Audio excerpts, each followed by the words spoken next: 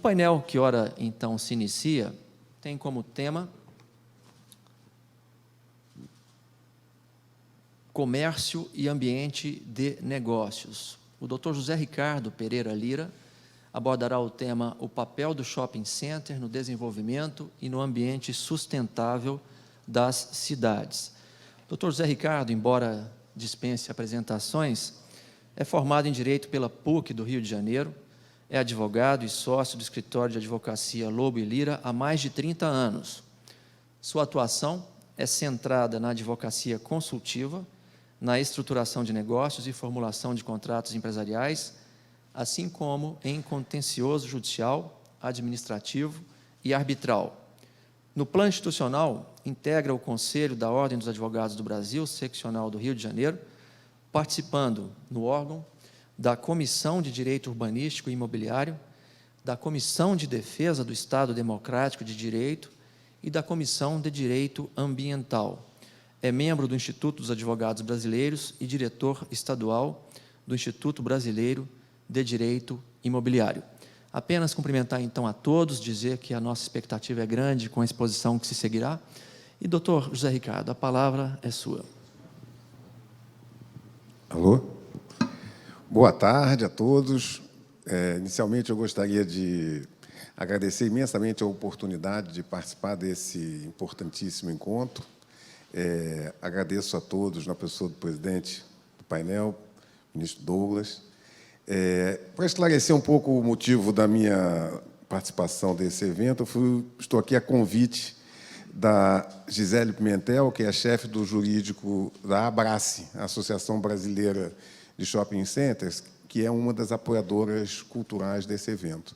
E aqui eu agradeço, né, e dou ampla liberdade, inclusive, para querendo intervir para corrigir aqui eventuais lapsos em que eu possa incorrer sobre o assunto desse setor, né?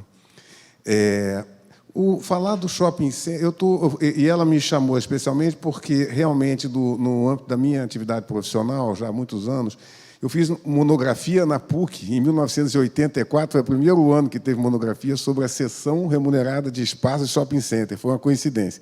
Anos depois, eu fui trabalhar no escritório onde eu ainda estou, e que era um escritório que tinha já essa ligação com a Abrace, uma ligação histórica com esse setor, e eu tive a oportunidade de presenciar várias circunstâncias desse segmento da economia, do setor de varejo, né, dessa modalidade específica de realização do varejo, que convive com o comércio de rua, com o comércio online. O comércio em shopping center é uma modalidade específica, um canal específico de escoamento de bens e serviços do segmento varejista. É um setor que aqui eu tomei a liberdade de fazer o PowerPoint para...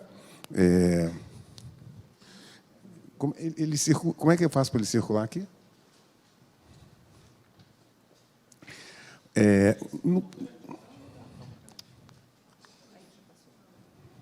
Passou?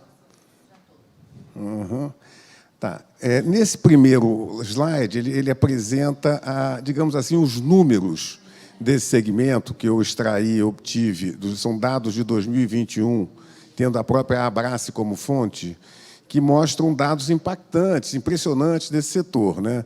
Eles são 601 shoppings. Em princípio, poderia não ser uma coisa assim tão grande, assim, num Brasil gigantesco.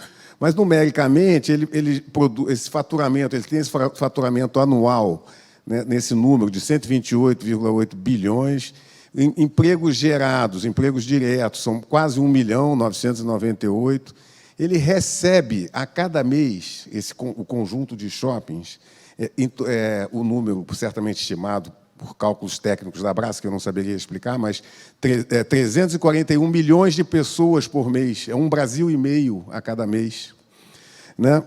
Ele tem hoje 110 mil lojas, são 2.982 salas de cinema, na verdade, praticamente, as salas de exibição de shopping estão hoje quase que concentradas, né? Tem pouco cinema de rua, até é uma pena, né? Porque eu gostava muito de ir ao cinema de rua. Mas, hoje em dia, está tudo dentro dos shoppings, talvez porque, justamente, ele tenha esse volume de vagas ofertada também aos usuários, que são mais de 1 milhão de vagas nesse conjunto, com uma área locada. A área locada os espaços locados no interior desses 601 shoppings representa 16 milhões de metros quadrados. Realmente, esse primeiro dado não tem nenhuma perspectiva aqui jurídica, apenas para mostrar que este específico segmento da atividade varejista apresenta esses números, que são números, a meu ver, impactantes, importantes, impressionantes, eles impressionam realmente. Tentando passar para o próximo slide, para dizer que o shopping center hoje, ele realmente se apresenta como um equipamento urbano com toda uma peculiaridade, uma função própria, peculiar, meio que só dele, que se distingue inicialmente por representar, em grandes cidades, nas capitais, como a praça pública. Eu botei ali a praça do público, porque ela não é pública, ela é privada. Mas ela tem uma função muito semelhante. Claro que shoppings de cidades menores convivem com a praça pública verdadeira, tranquila. Mas quem mora no Rio de Janeiro sabe que, hoje em dia, a praça pública antiga, de quem viveu outras décadas, sabe que ela praticamente não existe mais por fatores relacionados à segurança e outras circunstâncias diversas, a questão de estacionamento, de forma de aglomerar as pessoas, e o shopping center acaba aparecendo nessa circunstância como um equipamento urbano que faz, às vezes, de uma praça do público, né? E essa praça, como ela não é pública, ela é privada, mas do público, ela está subordinada a uma série de interferências importantes de autoridades, né, do Ministério Público e de outras, que faz com que ela se aprimore ao longo do tempo, no sentido de atender exigências de acessibilidade. É reconhecido até por entidades de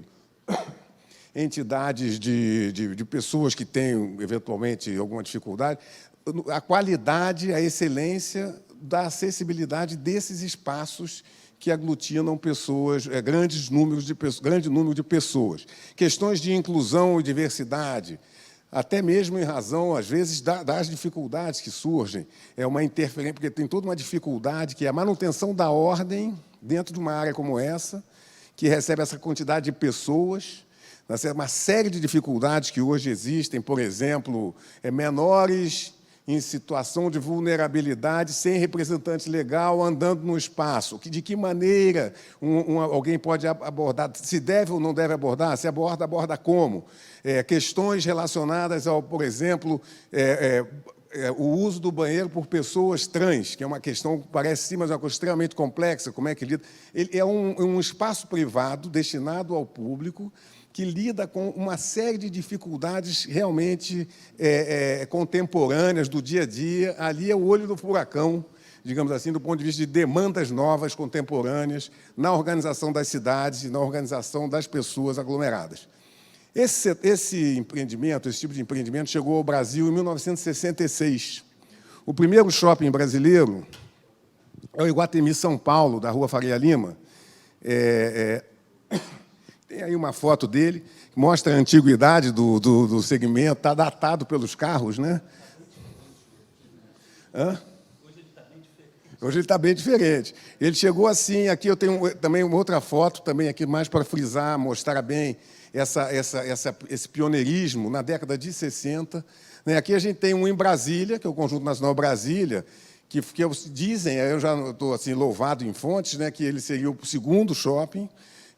Tem o Rio Sul, no Rio de Janeiro, também, que é bem antigo, mas esse aqui, aparentemente, é o segundo shopping, que começou em 71, 74 teve uma segunda expansão, e ele está aí até que ele chegou ao que ele é hoje. E aqui a gente percebe, né, a importância que ele teve na ocupação desse espaço, que era natural, no caso de Brasília, né, por causa do plano piloto, nunca ficaria abandonado. Mas, de qualquer maneira, a gente percebe que ele se integra ao espaço urbano, com esse conceito de um equipamento urbano que está ali. Hoje em dia, os shopping centers, aqui é uma foto de um empreendimento do Rio de Janeiro, que é bastante impressionante. Aqui era a Companhia Nacional de Tecidos Nova América, do grupo Cataguases Leopoldina, muito antigo. Foi comprado por um grupo de empreendedores. Aqueles telhados vermelhos são onde estava o shopping originariamente. Esse terreno inteiro que pega, inclusive, lá até aquelas torres que estão lá atrás, Tudo aquilo ali é um condomínio edilício só. Não é loteamento, não é nada, é um condomínio edilício que foi estruturado em matrículas imobiliárias no registro de imóveis. Aqui dentro, em funcionamento, tem o shopping. Opa, desculpa. Como é que eu vou voltar aqui agora? Ah, tá. Tem o shopping, tem lajes corporativas, que são aquelas que estão em cima ali da construção de baixo, onde há uma expansão do shopping. Tem torres ali, vou facilitar aqui. Aqui são torres hoteleiras, aqui são lajes corporativas, isso aqui é shopping, isso é expansão de shopping, aqui são 3 torres com um deck parking, com 6.000 vagas de carro ali embaixo. As 3 torres são 900 salas de escritório. Torres. Então, esse condomínio tem 1.150 pessoas, não, 1.150 unidades autônomas vendidas. Está tudo orbitando em torno desse shopping. Ele é realmente um empreendimento que, digamos assim, ancorou e fez nascer esse complexo dessa natureza. A tendência hoje dos shoppings, já aqui eu estou trazendo um outro exemplo de empreendimento que está no chão, não tem nada construído ainda, 0 construído, que é lá em Santa Catarina, em Porto Belo, o nome da cidade. Eles estão construindo um bairro planejado. São as chamadas agora as comunidades planejadas. Do nada, um particular compra uma área, faz um loteamento, parte dessa área vai ser vendida. Tem áreas aqui de circulação comum que são mantidas em propriedade privada, no âmbito da associação de moradores.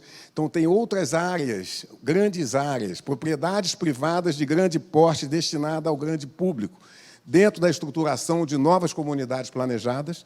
Tá certo? E, nesse caso, também, embaixo dessas torres que estão aqui na frente, aquelas 3 primeiras, é todo um open mall, que é chamado open mall, que é uma área de shopping, que é a ancoragem para atrair pessoas que vão ocupar essa área de expansão dessa cidade, tá certo? Onde tem ali as áreas de residenciais, são as casas lá de trás, tem as torres com escritórios e tudo foi estruturado. É um projeto do Jaime Lerner, inclusive, que foi o último projeto dele antes do falecimento, que ainda vai ser implantado, mas já é uma nova tendência desse tipo de empreendimento. Vou andar rápido, e aqui eu vou antecipar um pouquinho a conclusão, porque eu não sei se o tempo vai ser viável para tudo. Na verdade, eu vou concluir dizendo que tanto o desenvolvimento econômico como a retomada do desenvolvimento econômico, na perspectiva do shopping, a oportunidade que o shopping pode ter de contribuir para esse movimento de excelência na atividade, essa coisa benéfica, ela tem origem na liberdade de contratar. E a preservação da autonomia da vontade, a preservação da força obrigatória dos contratos, está na raiz desse movimento virtuoso. Agora, por que... Então, esse é o fim, mas eu vou voltar rapidamente na perspectiva histórica e vou passar o mais rápido possível aqui, bem rápido, para dizer o seguinte. Quando os shoppings chegaram ao Brasil, em 1966, qual era a relação jurídica que identificava esse empreendimento? A relação do empreendedor com o lojista, que se dava de que forma? Um contrato de locação. Em 1966, a legislação era, por excelência, uma legislação de emergência, a lei do inquilinato, tratando em conjunto, quer dizer, basicamente, a locação residencial contaminava muito a locação não residencial, no sentido da defesa da hipossuficiência da parte locatária.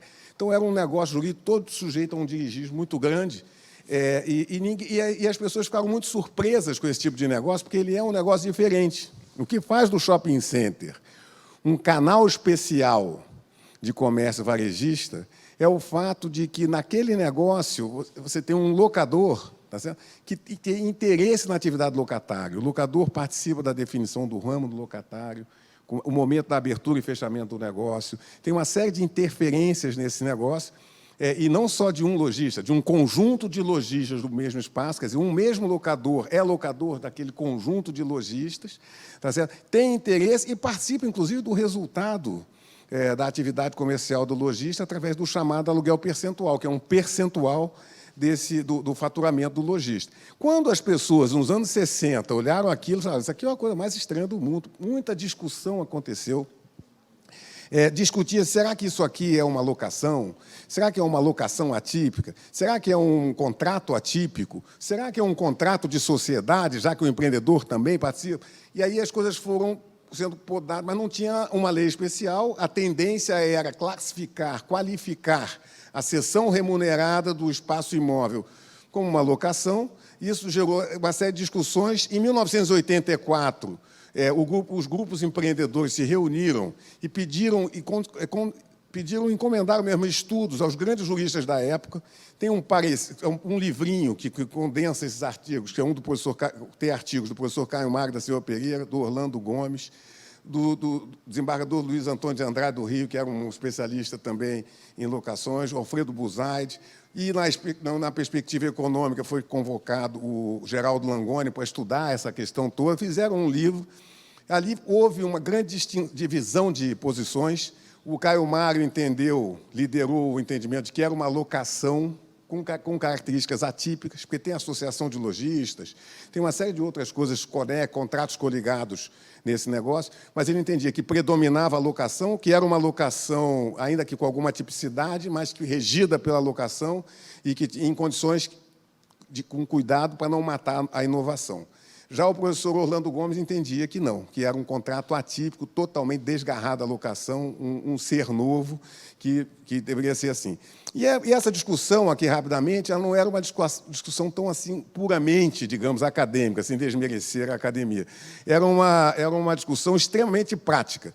Porque, para aqueles que se filiavam, por exemplo, à corrente do professor Orlando Gomes, no sentido de que era um contrato atípico, não era uma locação, não haveria ação renovatória. Para os outros que entendiam que era uma locação, a renovatória existia. E isso gerava um grande divisor de águas, porque o cara investiu um dinheiro na loja, e não ter a renovatória era uma situação, ter a renovatória é uma outra situação, tinha um impacto real no negócio. A tendência era a do professor Caio Mário. E em 91, então, se a gente tem que o primeiro shopping é de 66, em outubro de 1991, veio a atual lei de locações, entrou em vigor a atual lei de locações, que tem um artigo específico, que é o artigo 54, está na tela, que, de certa maneira, fez consagrar a posição do professor Caio Mário, no sentido de que a relação entre o lojista e o empreendedor, nessa relação, prevalecerão as condições livremente pactuadas no contrato de locação. Então, aqui, por política legislativa, houve um carimbo nessa relação contratual e que passou a ser classificada como um contrato de locação, por força da própria lei. É uma locação, mas uma locação é onde prevalecem as condições livremente pactuadas entre locador e locatário, entre empreendedor e lojista, observadas as disposições previstas na lei, o que significa dizer que tem liberdade de contratar, mas o lojista só sai por ação de despejo, tem ação renovatória e todo aquele aparato da locação em matéria procedimental. Aqui tinham outras regras especiais sobre rateio de despesas, prestação de contas, etc., que é basicamente isso. A partir de 91, esse setor teve um crescimento vertiginoso, no número de empreendimentos, número de operadores, número de lojistas. Aqueles números que eu mostrei no começo, de certa maneira, são um resultado da segurança jurídica proporcionada pela Lei de 91, tá certo? E, a partir dali, a gente tem toda uma reconfiguração das partes contratantes. Hoje em dia, o locador de shopping center não é mais aquela antiga família conhecida do setor que faz isso, faz aquilo. São, na verdade, investimentos organizados com capital aberto em bolsa de valores. Então, o locador, indiretamente, é o investidor da bolsa, muitas vezes o pequeno investidor, que bota um dinheiro no Iguatemi, que bota um dinheiro na Multiplan, que bota um dinheiro nesses grupos empreendedores que têm capital aberto em bolsa. Tá certo? Tem também capitais estrangeiros pesados dentro do Brasil. Agora mesmo, nessa operação que aconteceu da Sonai comprando praticamente a BR Malls, os sócios que estão em cima dessas empresas são, na verdade, fundos internacionais muito fortes, poderosos. Tá certo? No ponto de vista do lojista, ele também não é um pequeno lojista que está ali, pegou o fundo de garantia, comprou uma loja e foi tentar a sorte num shopping. Na verdade, são grandes franquias gigantescas, poderosas, são cadeias de lojas muito fortes, são fundos de investimento que são donos de muitas marcas, e é um cenário, então, bastante profissional, onde as duas partes, os dois polos, são empresários experimentados, e, se não são, deveriam ser, porque o ambiente é um ambiente de livre iniciativa. Ele realmente é um ambiente marcado por isso. O tempo... Acabou? Quase. Almoço. Almoço. Ao lado desse sucesso, essa coisa bem-sucedida que veio com a liberdade de contratar, né? O preço do sucesso que eu botei ali foi uma certa intervenção do Estado. O que aconteceu, naturalmente? Como era um grande negócio que movimentava grandes recursos, que envolvia multidões de pessoas, negociantes, consumidores, todos os segmentos, né? Isso atraiu a atenção, por exemplo, dos políticos. Hoje em dia, a Abraço acompanha projetos de lei em volumes gigantescos que são concebidos para interferir no negócio, na maior parte das vezes de forma de quem não conhece o negócio e aí interfere de uma forma indevida. Então, tem projetos, são 6.135 projetos de lei estaduais e municipais em 2001, sob acompanhamento, dentro do possível, né? Porque são assembleias, câmaras de vereadores, Brasil inteiro. Projetos federais são esses 577, de importância, de impacto, coisas que podem modificar, prejudicar, alterar o ambiente de negócios. Os temas recorrentes são estacionamento, creche, posto médico, detector de metais, reserva de assento para as pessoas. Quer dizer, todo mundo tem uma ideia sensacional, se transforma num projeto de lei e há a intenção de interferir na forma de gestão daquele negócio. Então, vai e diz, tem que ter tantos por cento das cadeiras para pessoas idosas, tem que ter isso, tem aquilo. Uma série de interferências que vem acontecendo e que são levadas ao judiciário, muitas vezes, com grandes discussões no Supremo, normalmente, que é matéria constitucional.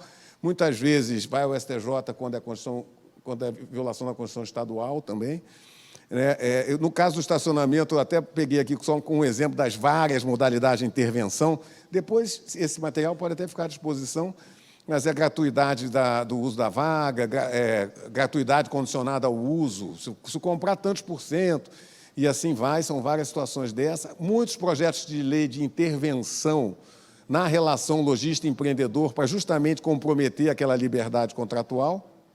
E aqui, concluindo, então, para chegar onde eu mencionei que seria a conclusão dessa minha ideia. Porque, para que esse segmento, que enfrenta dificuldades naturais do ambiente de negócios, né? Por exemplo, muita gente diz, não, o shopping center vai acabar por causa do comércio online. É um engano. Da mesma maneira que se dizia no passado que o cinema ia acabar quando veio o videocassete, né? Ou que o jornal ia acabar quando apareceu o jornal na televisão.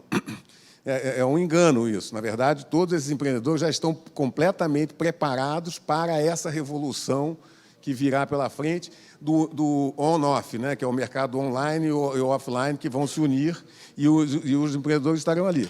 Para que esse segmento continue a prosperar, basicamente, o que eu pessoalmente acredito, é que depende muito desse prestígio da força obrigatória dos contratos, né, o respeito à liberdade de contratar no ambiente entre empresários, o reconhecimento de que as duas partes são partes emancipadas, não tem hipossuficiente, tá certo?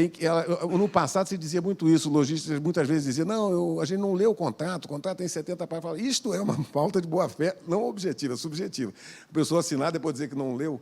Quer dizer, eu acho que essa situação é uma questão que não deve prosperar e, enfim, era essa a ideia. E também, um segundo ponto que é importante, do ponto de vista legal, de necessidade de aprimoramento,